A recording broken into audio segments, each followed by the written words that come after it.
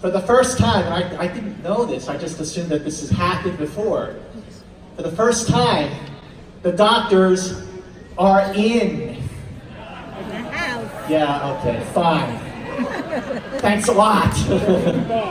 Ladies and gentlemen, we're gonna have a really, really fun time with this panel here. So let's give it up. Starting with the lovely and talented Gates McFadden from Star Trek The Next Generation.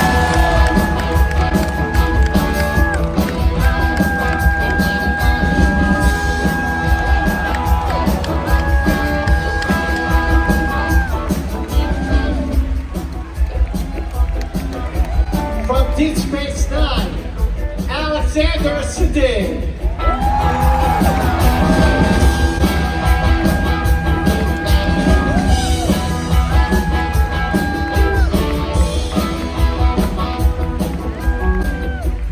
From Voyager, Robert Picardo.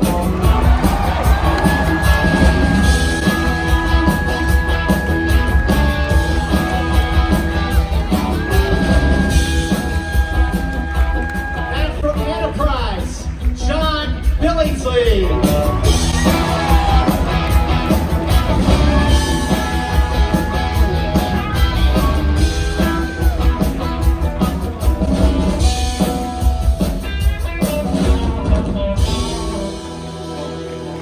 So what I love is how John, do you know Gates? I brought a magazine because I don't think anybody's going to want to talk to me. John, do you know Gates? Yes, I know Gates. I know all these people. Okay, know each other. Sid, do you know Bob? No one introduced me to all the green ladies, though. I mean, we can do that later. I mean, like we operate on each other all the time.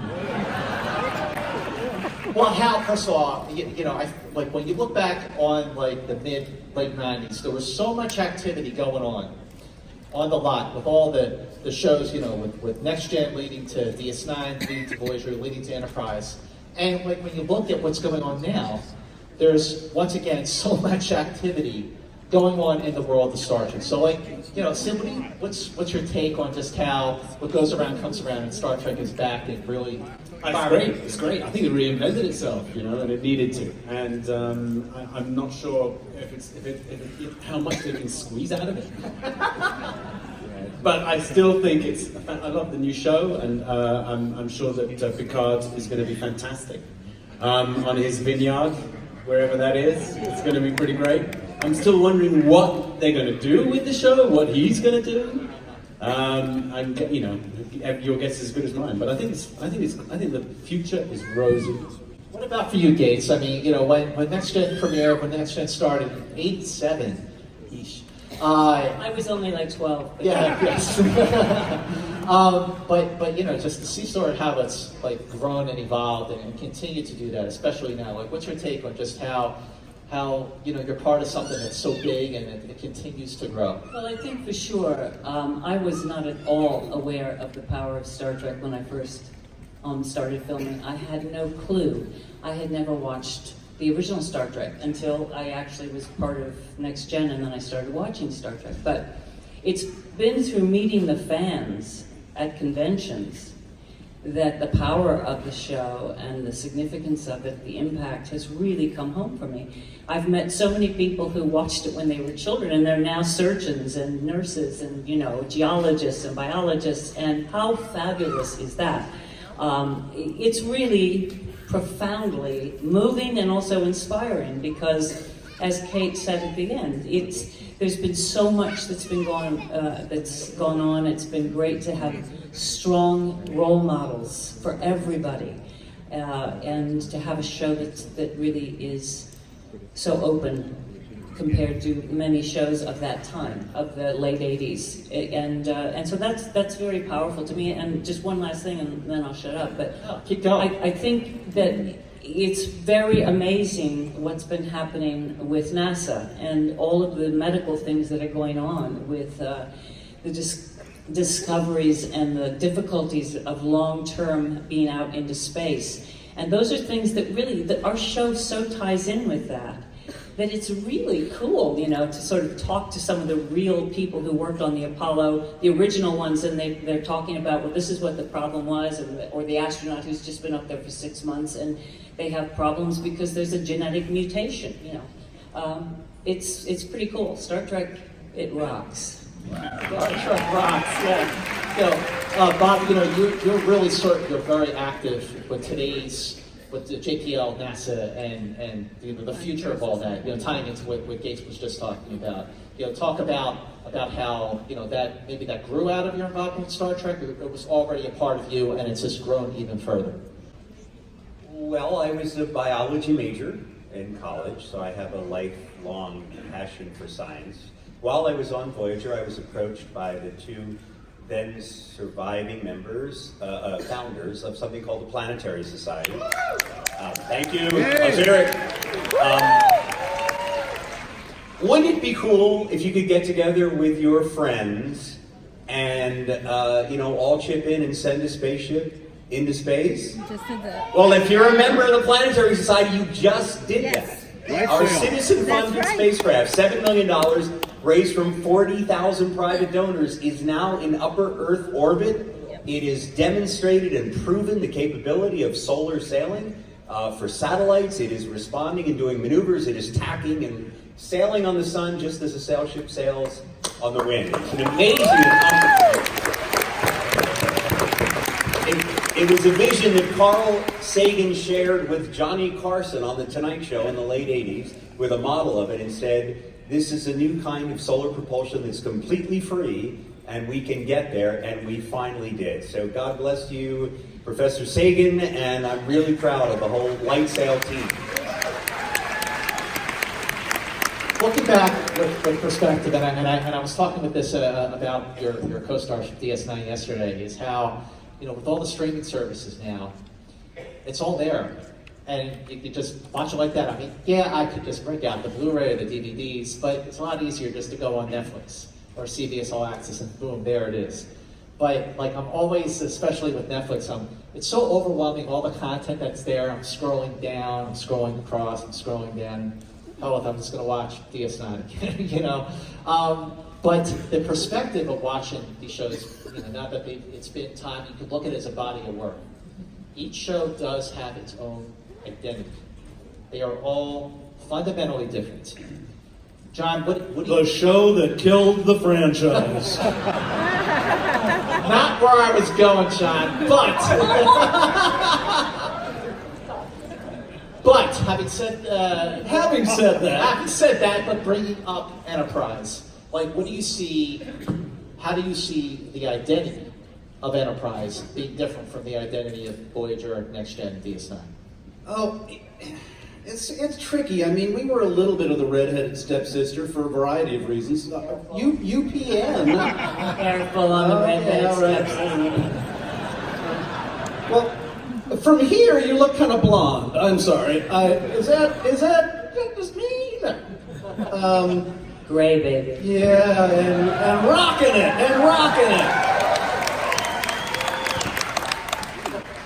UPN itself as a network was going off the air. There were a lot of reasons why our show, I don't think, really caught on. I think as it progressed, I think we began to kind of find ourselves. But while I have a lot of affection for the show and a lot of affection for my castmates, I think there were issues with the show that had to do with network interference. It had to do with the reality that our show was on when 9/11 occurred, and I think some of the political slant that, to be very candid with you, was forced on the show, to my taste, moved us in a direction that I found problematic. I like to be very honest about this.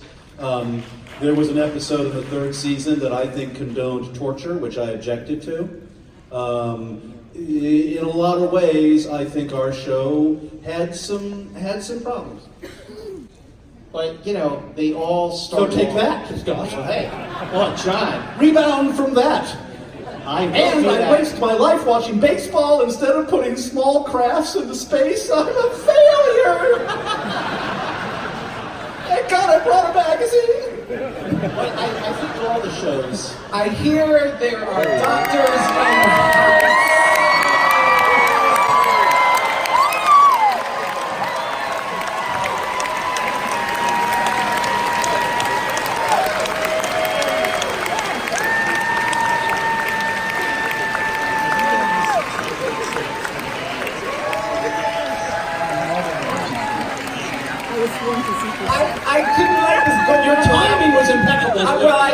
watching backstage, you know, I wanted to make sure I didn't interrupt anybody's answers. Hi, everybody.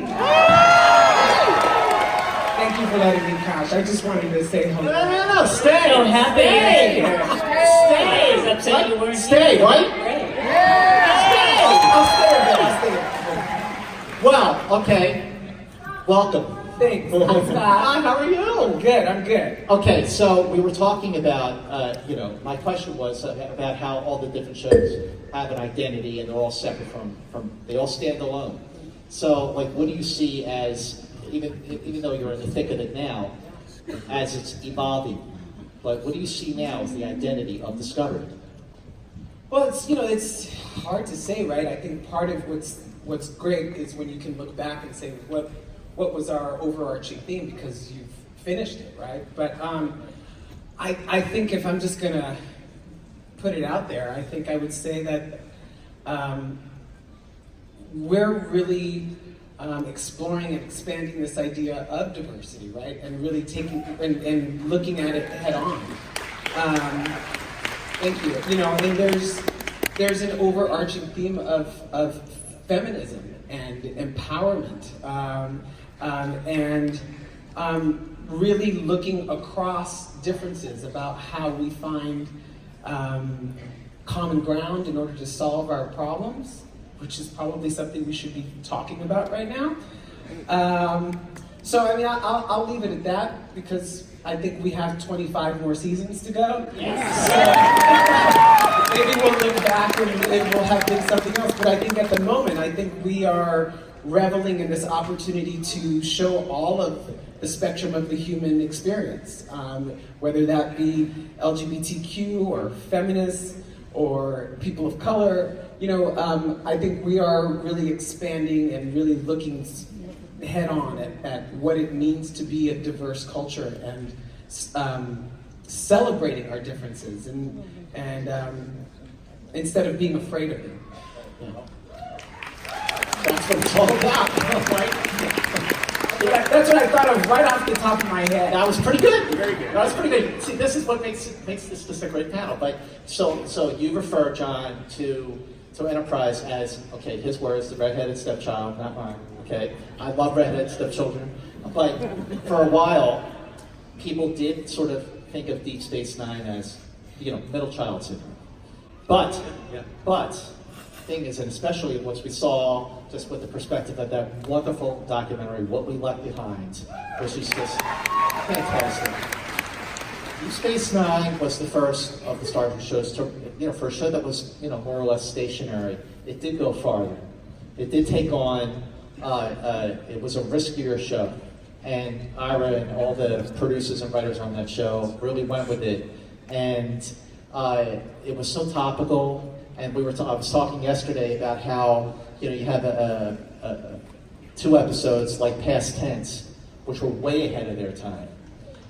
Talk about how that show in particular. I'm not the expert, but I will, because I think Stephen Ira Bear and the producers who were in charge of that show, Michael Piller and the late, great Michael Piller, were riding that horse in a direction that we didn't really know, we just trusted.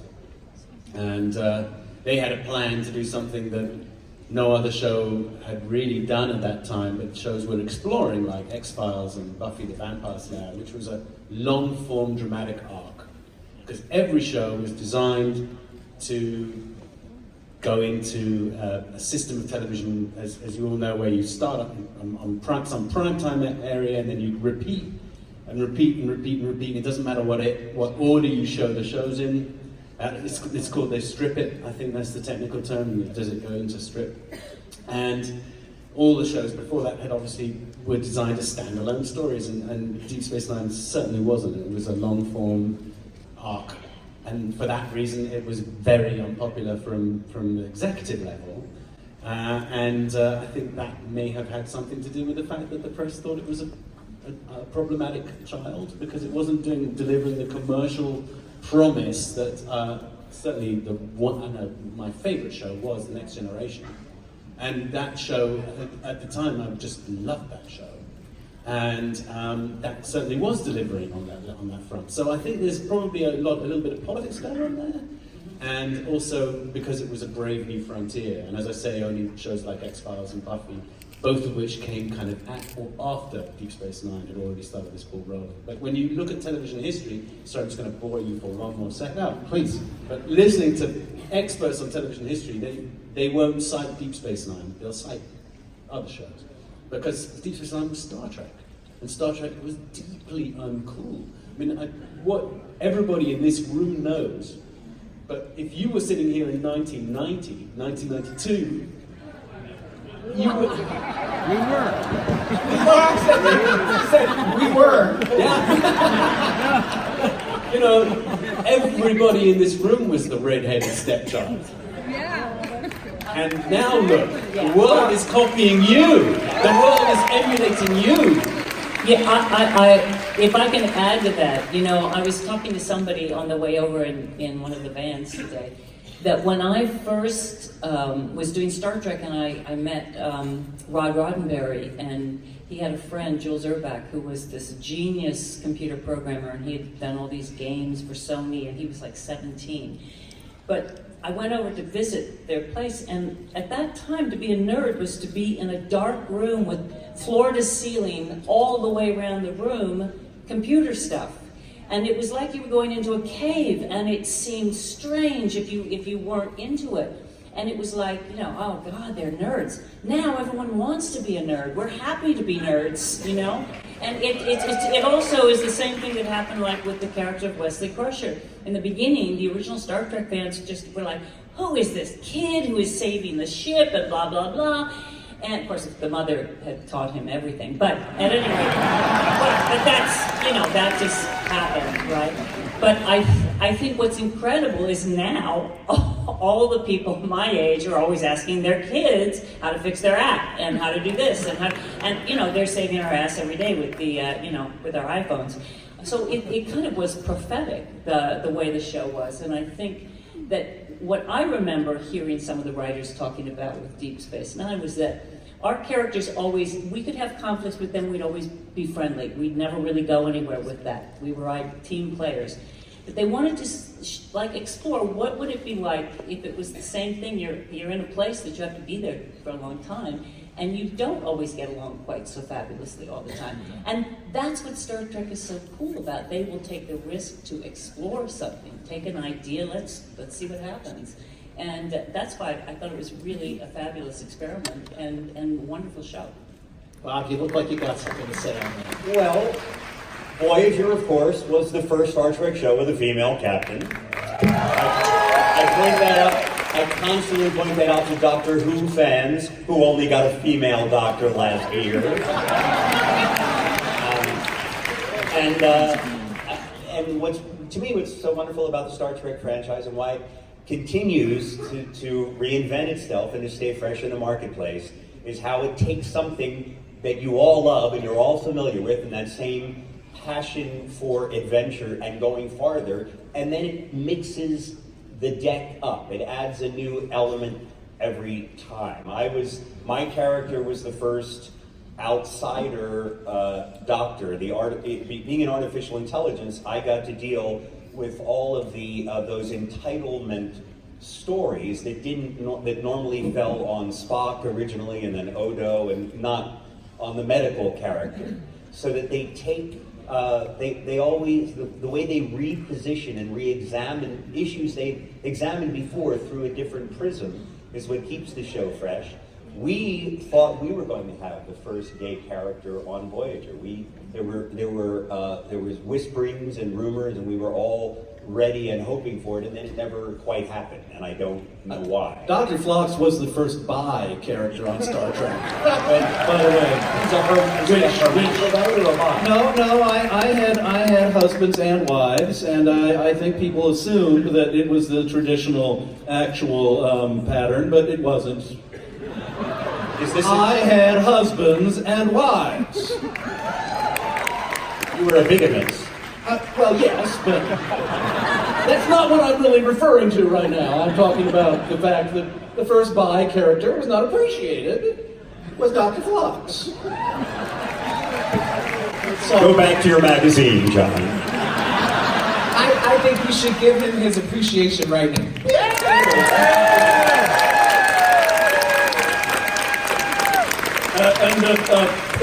Porthos also swung both ways. A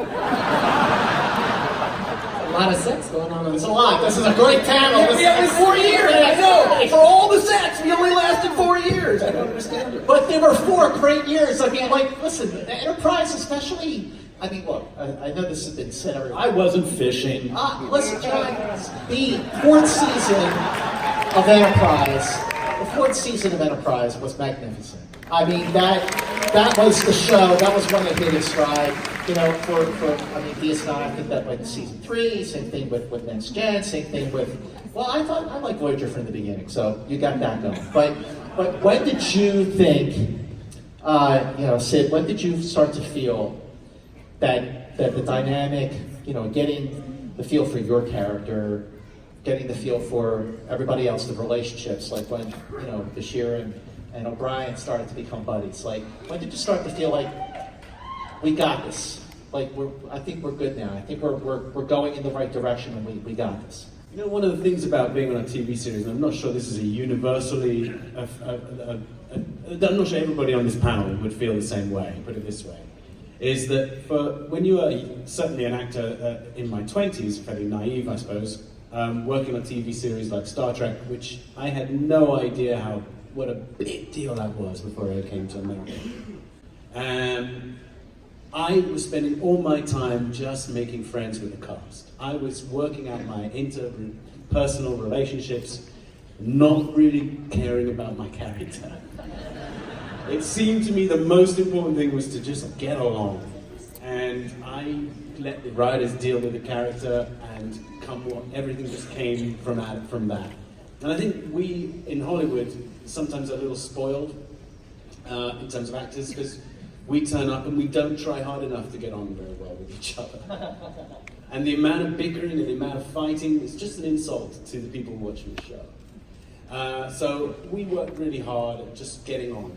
And I think that love, if it is love, certainly that attempt to love, ended up on the show and coming out the TV screen at people. And that's where we are. But I feel like that's happening now with Discovery. Yeah, I mean, I don't know what mystical thing happened in the casting rooms, over there, but somehow they have accumulated this group of people who just intrinsically and automatically felt fond for each other, and maybe it's because we're all in Toronto together and we have each other there, but we're very tight and we authentically like each other, and we each can't wait to work with each other. It's like we have our meetings with the writers, and it's like, who do you want to work with? And I was like, I mean, all of them. And I'm happy to say that, I'm getting a lot more time with the rest of the cast this coming season. So That would be season 3. that would be season 3. Season 3, which is in production now. Right now. Okay, just putting that out there. Okay. But like you were all part of a Star Trek series that has been preceded by a Star Trek series. So in each way, you're all standing on the shoulders of giants. Well, I think the fact that we get to do this serialized version of Star Trek is very much due to what happened on DS9 and the risks that they took in that storytelling format. So I'm grateful to them because I can't remember who it was. I think it was Alex Kurtzman, who said, the difference is, in telling a serialized story is that at the end of, or at the beginning of the next episode, we remember what happened, right? So it's a continuation. You don't forget about what had just happened to you, and we very much take up most of the episode's moments after the last episode ended. So it changes the way the storytelling is. And that's just the season 6 and 7 of DS9 were way ahead of their time. But Gates, I mean, like when Next Gen started, I mean, to put it bluntly, was it scary to just sort of like go in and be like, okay, like here we go, we're gonna do a whole new Star Trek show, follow the original series?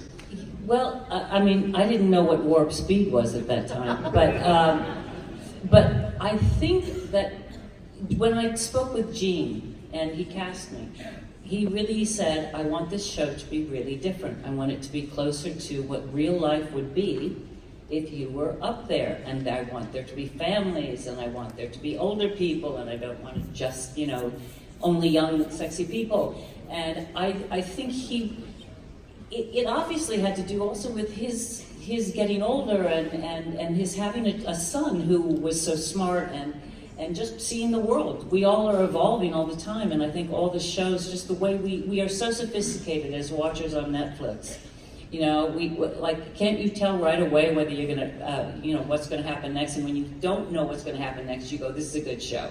And I think that it's pretty amazing what they've done with all the different series. You know, it was a whole new world for us, really. We had to live, before they padded spacesuits, we were in that first season, we all looked pretty pathetic. You know, now people know you better either train or all of us, by the time we were in like 4th season, we all looked like action figures, you know? And that was all new to us. You know, you were putting on something and you're like, wow, I look really good, you know? How did that happen? But First by fat guy. On Star Trek. Wow, you're crushing it, and they're crushing it. First and last, probably. But Bob, for you too, I mean, like, yeah, you had to, you know, start something fresh following 3 other shows. I mean, did you find that, like, a scary thing or exhilarating? I mean, there was a certain trepidation among the cast that I clearly remember before we went on the air. We were all wondering whether we would be embraced by the loyal fan base. I think probably all the shows go through that phase early on. But once you are embraced, it kind of knocks the wind out of you.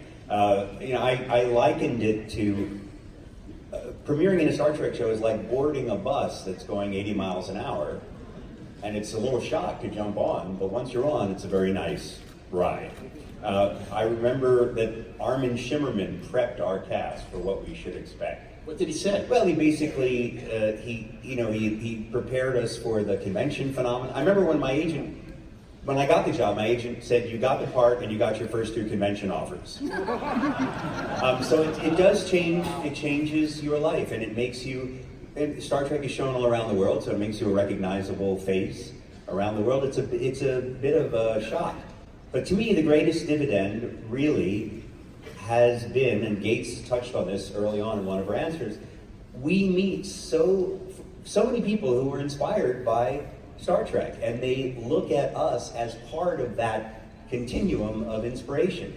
And I have had the opportunity, you know, I've sat on stage with 5 men who walked on the moon. It's an extraordinary, for someone who loves science to begin with, it's an extraordinary opportunity that we have to meet the real engineers and explorers and scientists and mathematicians and all the people that make the space program happen, that make future medical devices, non-invasive medical devices, just like on Star Trek. We're going to have more and more apps that connect, you know, for home diagnosis, that connect to apps to your phone, and it's going to be scary, and there are going to be problems to work out about medical privacy with digital medicine and about all sorts of things. No one wants to scan themselves with a home tricorder and have it say, you have terminal cancer, you've got 20 minutes left. There has to be a way to mediate this information that people can get directly now because of the sophistication of the incredible technology that's going to become available to all of us. It's a great thing for emergencies, for a sick mom who at 4 in the morning with a baby with 104-degree fever, to be able to get some immediate recommendation on how to lower your baby's fever at 4 in the morning when you can't get a doctor there. This is all a great blessing to society, but it does bring problems and other issues that we have to examine. I mean, they do have, SpaceX has a medical tricorder that was developed, and they're you know, it's incredible. And there are so many, the robotics are phenomenal that are happening, absolutely phenomenal. I think I think we're going to find that there will be ways. It's going to be about dealing with the processing and our how are we going to deal with the stress if we are not connected. It's trying to keep our community, and the Star Trek community is a pretty amazing community, and I think that's one of the very positive things about it, because we do tie in, as you say, with NASA and the space program. And when I've talked to astronauts, they also say how important we as characters were to them, because they needed to use their imagination when they're up in space. They're only doing their tasks, and they are isolated. It's important to really have ways to imagine things, and that's where you can, literally correspond with an astronaut. Some of us have from the space station, and it's really awesome. And you're like, why are they talking to me? I've never been off, the ground. But it's because they're thinking they're Captain Picard. That's why. And it's pretty strong suggestion. When you play a character that inspires real people to do real professions, like you have. I mean, it's got to be so like gratifying, like you can't believe it. The first phone call I got when I was cast on Discovery was from my ex-boyfriend, who called to tell me, I've told this to Gates, was to say, you're going to inspire people to become doctors, because he was inspired to become a doctor by Crusher. And it was the very first message I got. So, greetings from Dr. Rivoli. But because we are actors here, My problem is I played a lot of serial killers, so. And I've inspired a lot of people to become holograms. I've inspired a lot of people to be gay, but that has had nothing to do with the show.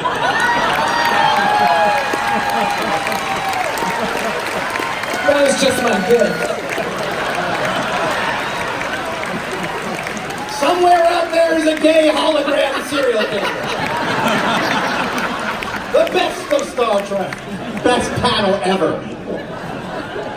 But, right, well, all the redheaded stepdaughters are all with the stepchildren are all in my group, okay? well, this panel has turned into quite a thing here, so let's start taking questions from you.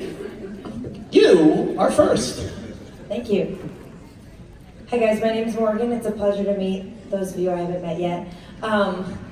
And so you guys all talked a lot about kind of the journeys of your characters, or kind of representative of the whole cast, how your shows were different from the other shows of your co-stars next to you. So I'm curious though about your own personal journeys. Just what about your show and the uniqueness of it and your personal journey through it has really stuck with you and resonated with you from since you were on it? Great question. Sid, let's start with you. Thank you. You know what? I kind of touched on it on my last answer, which is about trying to get on, just trying to hang in there. And Los Angeles is a very difficult city to live in, and it was particularly hard in the 90s. Actors were really stuff, people go through at Kmart during the sales and throw whatever they don't like on over their shoulder and like rummage around for something interesting at Costco. And if you're not the perfect tomato, you are not getting chosen for that role. And not being the perfect tomato is always a problem for actors. And so I just was trying to hang on, and didn't really like being famous, and didn't really want anything to do with lots of people coming up to me and saying things. Partly because I didn't really understand what I was getting into as an actor. So I was just a 22-year-old to 28-year-old, 32-year-old kid who just got through. I know there are people here who are 25 and going, 32-year-old kid. I was just basically hanging on. I don't have a philosophical understanding of what the show meant to me and how I developed as a person during it. I was really just living day to day. How about you, Gates?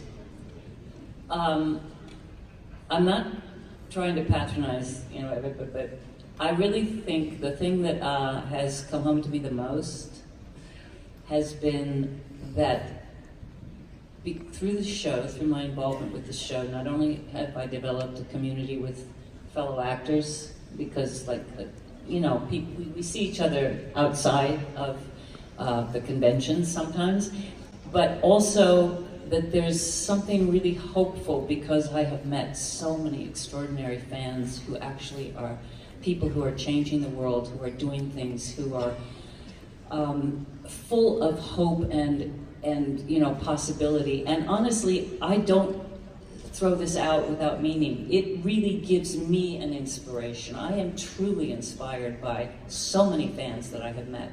People who've had 100 operations and come back from, Iraq, and people who have had 9 foster homes and they see my character as a mother figure because I was on the TV and they watched it together. It's more the journeys they have taken because I was just doing a job, but they were really living it, and it really moves me deeply, and so I really feel that gives me the greatest hope and inspiration, has just been meeting the people that I've met through the years. And I was the last one in my cast to do conventions because I was terrified of doing them. I was terrified of all of you. I was so wrong. And so it was a humbling and wonderful thing for me to learn.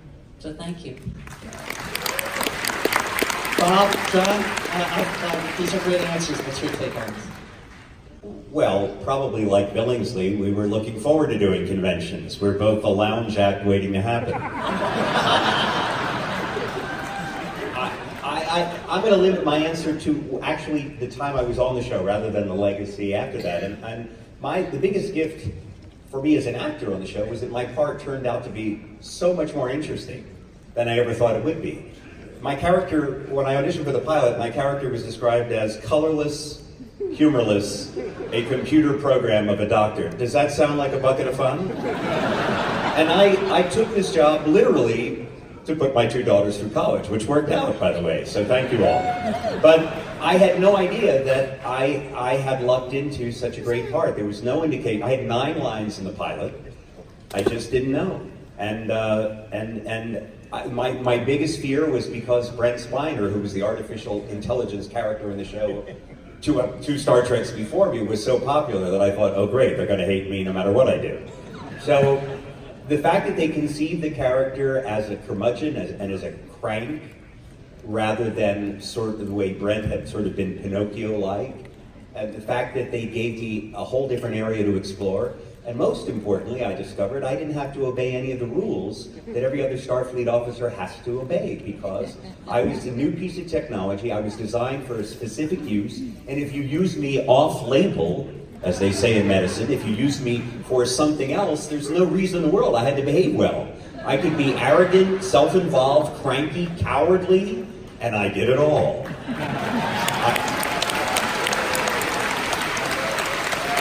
I had a lot of negative characteristics, which people ask me what part of yourself is in the character. That's them.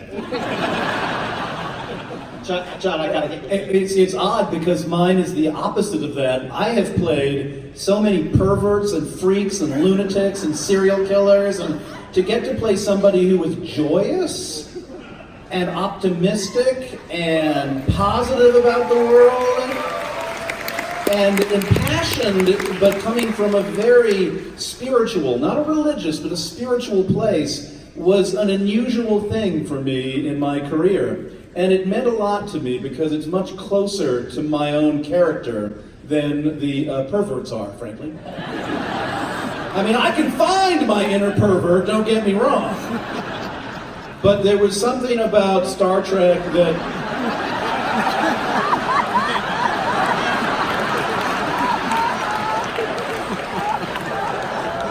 Did something happen behind me? Your hand. Just appreciating you. Oh, my hand was like, oh, Jesus Christ. Jesus Christ. No, I'm self-conscious. For me, that was one of the opportunities in my career to bring myself to a part in a way that I honestly can say I don't know that I've ever had a chance to do as much. So thank you for that. That meant a lot. Wilson, you're in it now. So, Well, I think, when I think about Dr. Culber, I think about second chances. And I know a thing or two about second chances. You know, I started out as a 19-year-old kid on my first series, and being an openly gay actor of color in 1994 was not easy, right? So there weren't a lot of opportunities, and to have lived long enough to be afforded a second act on this show is overwhelming. And so when I think about Dr. Culber and his second chances and how he is tackling his new opportunity at life, it's something that I draw from. And so I'm grateful in so many ways. Thank you all so much. Next question. Hi, my question's for Sid. I saw you in the miniseries Kennedy's After Camelot. And Yeah. I thought you were just brilliant as Aristotle Onassis. Thank you. And I wondered how you went through that, because you couldn't even recognize it was you. The process Thank of you. the makeup and I'm sure it was a padded suit or something, and then also how did you... I put on the weight for the role, obviously. 250 pounds. I shed it right afterwards with my trainer. And how did you go through the process of playing somebody who was real? I mean, a real person. It's always lovely playing real people, because you've got actually something a well to draw from, and you know you're going to offend family members all over the world, but there's something there, and you can actually have an opinion on that person. Aristotle Onassis was one of the most, I don't know many people in here know, apart from the fact that he was Jackie, thank you. I couldn't remember her name. There have been so many since then. But Jackie, she was nice. And Aristotle saved Jackie Onassis after the murder of her husband. And it was a financial transaction as much as anything. And he was a playboy, international playboy who owned yachts and islands and all sorts of whatnot. He wasn't very charming. He had affairs with everybody in the world. So this is the kind of character that was really good fun to play for an actor. And I'm the kind of actor, and there are more than one of us on this particular bench who don't get to play a really varied number of roles. And we're limited by some of the things that we are born with. So I'll never get to play George Washington, for example, unless they prosthetic me up like they did for Aristotle Onassis. It was a real treat to go out of my comfort zone. Okay, thank you. Thank you. Oh, I don't have so much a question, but a comment.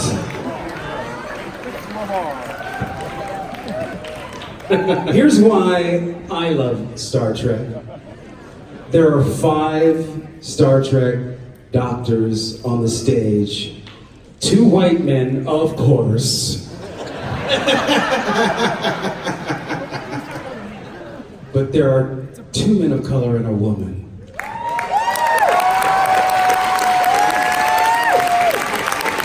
It's right, LeVar.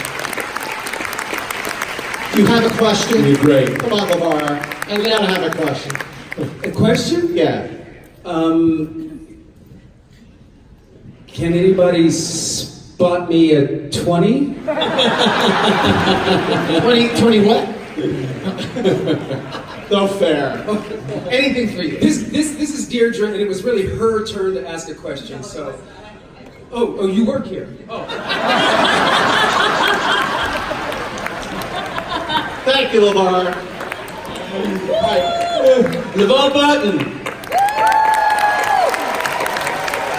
Rach, you have a question. I got a little question for Gates McFadden. Let's go to the episode Symbiosis. Why did you get this script with Picardo about the alarm situation? Wait, say that, I didn't get the last Yeah. part. From Symbiosis? Yes, with the alarms. But wait, what is the actual question? Why do you disagree with Captain Picard? Oh, I love to disagree with Captain Picard. It's so much fun, and then we have great sex afterwards. Oh, I'm sorry. No, I'm sorry. I'm just kidding, children. No, I think it's because one of the things that was great about our relationship, I thought, was, and Gene wanted this. This was how he wrote the characters. He wanted Crusher to be the most human one on our ship, meaning the one who really cared about the humanist point of view. And her Hippocratic oath came over the Prime Directive. And whereas Captain Picard, it was about the Prime Directive, but hers was do no harm, and therefore the symbiosis, where you had a planet that was filled with people who were addicted, and then you had the people controlling them were from another planet, and they were the ones who supplied, the heroin, whatever. And so it was like we could have easily interfered. So it was a question of what do we do, and I think that's a really fascinating question. And one of the things I love about our show is that people could sit around, they wouldn't tell you which way was right, they just got you to think about, well, what would you do? Would you not help them? Would you disregard the Prime Directive? And I think the world is so complicated today, and I find that just getting people to think and not have to have this is the right and this is wrong and we got to do this right now, but actually there's a lot of contradictions, and I'm ambivalent about a lot of things, and it's really hard but very fruitful to explore those ideas. I think. Thanks a lot. Okay, back to this side. So glad I'm not following LeVar Burton. So thank you for that. So I would attribute two things to my becoming a scientist. One was San Francisco Exploratorium, which is an amazing museum. And Star Trek, of course. And each of you were, every single time, my favorite characters.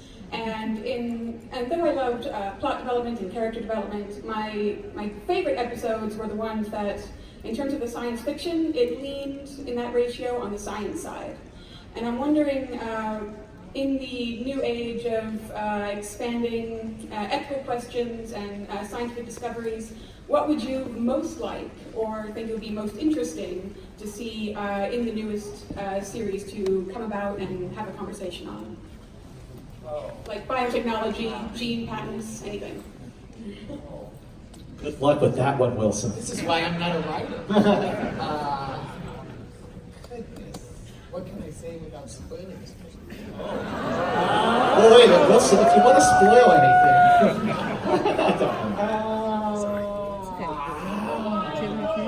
Huh? Oh, you won't tell? Okay, sure. Sure. Okay, I've fallen for that one before. And then they killed me. No, I'm just kidding. I don't know. That's a tough question. I have something that I would like to throw out, not with reference to your show, but as an issue that I think is interesting to any of the privacy. Is the right to privacy salvageable in the modern world? Have we lost that because of all of the things that we have invented? Is it recoverable? And what would the cost be to recover it? This from a man who drops his pants on stage.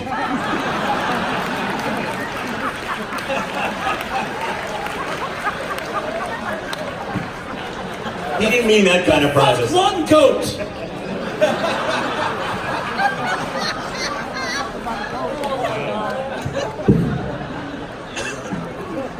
I'm sorry, I did not mean to dismiss a very serious issue that he brought up. I simply meant to ridicule the man himself. Mission accomplished. Thank you for that question. It's a great Voted the cruelest doctor 7 years running in a significant internet poll. Thank you all, and thanks for missing that wedding. Okay, back here. My question is for whichever of you would like to answer, but especially Bob, because this is something I think Voyager kind of did the best. As chief medical officers, each of your characters struggled with some pretty heavy ethical dilemmas from time to time? And was there ever a time where you personally disagreed with your character's final decision on an issue of the day? Good question. Oh, I think so, yes. One that springs to mind right away, because we spoke about it. We had a CBS-sponsored panel on medical ethics, which was really fascinating yesterday for all of us involved. And I brought it up just as a sideline, but the episode of Tuvix, where we have a transporter accident. They didn't only have transporter accidents on Enterprise. We had one where Mr. Tuvok and Neelix were combined into a wholly new organism. Tuvix. Didn't I say Tuvix? Yes. Tuvix, sorry. And played by a wonderful actor, one of the best guest stars we had in all 7 years. And at the end of the show took a strange turn. After sort of having a comic premise, it took a weird turn into an episode about right to life or euthanasia. Because in order to recapture our 2 original crew members, we had to get rid of this whole new organism that was a combination of the 2 of them. And my character actually argued against doing that. He would not, he thought it violated the Hippocratic Oath to take the life from this wholly new character, even if it had been formed by accident, and even if we couldn't keep him and get our 2 crew members back. So there was a time when I had to argue that point of view against Captain Janeway, and I found that was not my personal point of view. I guess I'm gonna share a secret with you. I thought it was kind of silly. I mean, I thought my point of view was silly. Of course we had to get our crew members back. But even if we don't agree with what they've written for us, we have to advocate very passionately for it. And that's why actors are really like lawyers. I'm sorry to say that. I would say on the episode that introduced the trill, the species, the trill, I felt that in the end, when Dr. Crusher, who Gates McFadden was 8.5 months pregnant at the time, I couldn't even reach the guy's face to kiss him. But the guy who originally was the trill, his body dies and then it gets put into Riker by me, and then I'm attracted to Riker, and then we have to put it into the body of a woman who is the host body. And at the end, Crusher says, she's not going to keep loving this person because it suddenly is a woman. Now that, I understood why it was in the script. I mean, I realized they thought it was pushing the limits, but personally, I think it would have been fascinating to take a character exactly like Dr. Crusher, who people knew had a thing with the captains and sort of, and actually, in the questioning, because I liked the trill, the questioning of what is love, how much is physical, how much is experiential, how much is, just the emotional, all of that. I think that's such a great question for us to think about.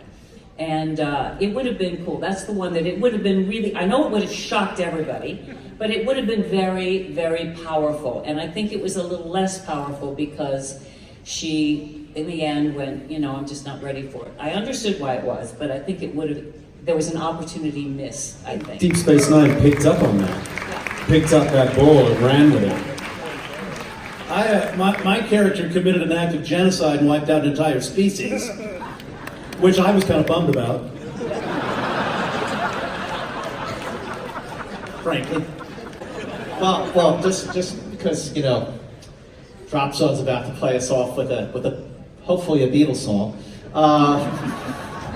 Or Nirvana song. But I just want to ask, to be here together, and for LeVar to point out what he pointed out was wonderful. Your surprise to come out here. So wait, what? You weren't supposed to be here, and now you're here. What happened? All right, I'm going to get this all out of the way now. So my brother got married today. Oh, congratulations! Congratulations! In France. Oh, how about you know? And I was at Toronto Airport waiting for my flight, and it was delayed an hour and a half, almost 2 hours. And so I was gonna miss my connection in Iceland to get to Geneva, which is closer to in France where the wedding took place. And so there was no flight that could get me there in time. So I came to visit my other family. With the blessing of my brother who sends his love. So thank you for having me. Well, Wilson, this is Sid, Gates, Bob, and John. Ladies and gentlemen, give it up for